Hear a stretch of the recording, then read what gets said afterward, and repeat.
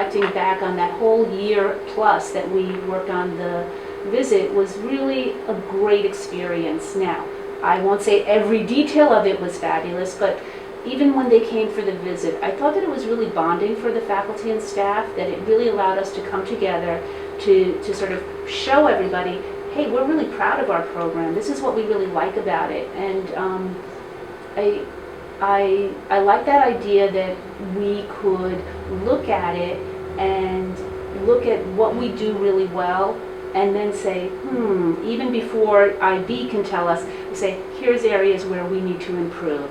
And one thing I want to share with you, on the new My IB website, which is fantastic, they have the IBEM Central, but they also have the IB School site. They have a action plan tool. So we don't even have to type it into those Word documents anymore. Now we're going to be able to create our action plans there. So our next IB leadership meeting here, we're working on that, guys. Got it. Sounds good. Hey Marion, so you've really walked our department through a lot of changes with our IB curriculum.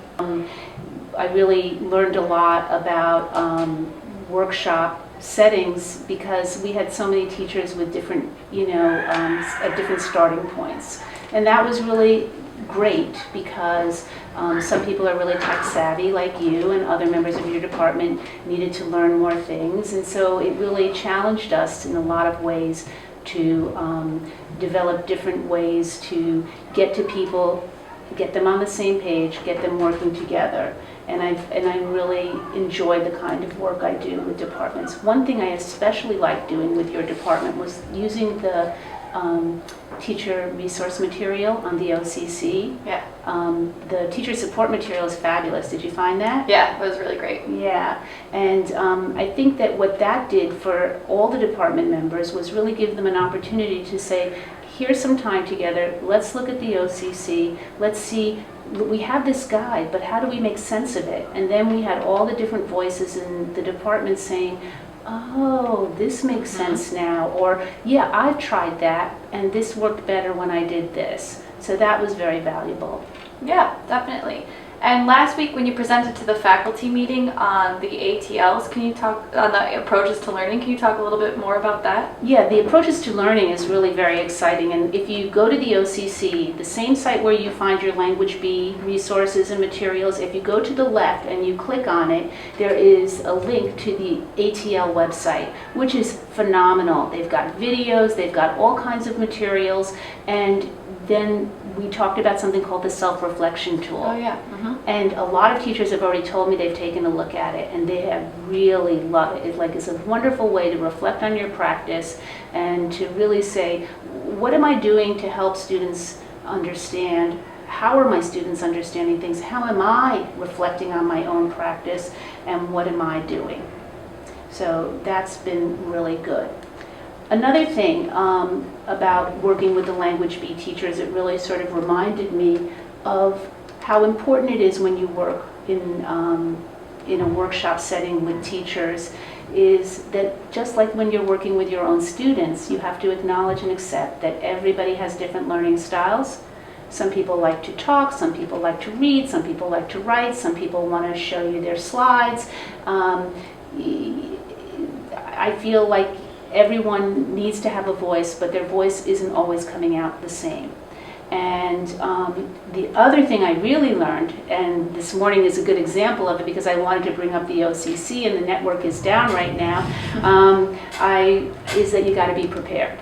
So we have paper in front of us because sometimes technology fails us and sometimes the best laid plans don't work out. And we wanted to film this video and there was a fire alarm before we began. So you know what? We go with the flow, and in the end we hope for the best, and we want to do our best work, learn something new, learn something about one another, share things, share best practices, and take it back to our classes. Yeah. You know, this summer, in a course I facilitate for teachers all over Westchester, working with English language learners, I found it really terrifically helpful to begin using Google Drive to store materials. This way, teachers have things while we're in the project and while we're doing work in the course, but then they have a resource to come back to. So Candace, I'm very excited about the new IB initiative we have around recognizing our teachers and students each month with the qualities outlined in the IB Learner Profile. Candace, and thank you, because each week we ask teachers and students to nominate one another and explain how that person they've nominated has displayed the attributes of the learner profile. And I think that it's very hard because I believe in the learner profile. It's really important, and I think that if we let the learner profile guide our work in our classroom and with our colleagues and really in our lives, it's going to make everything follow. It's hard to choose just two qualities. I feel that being open-minded is incredibly important.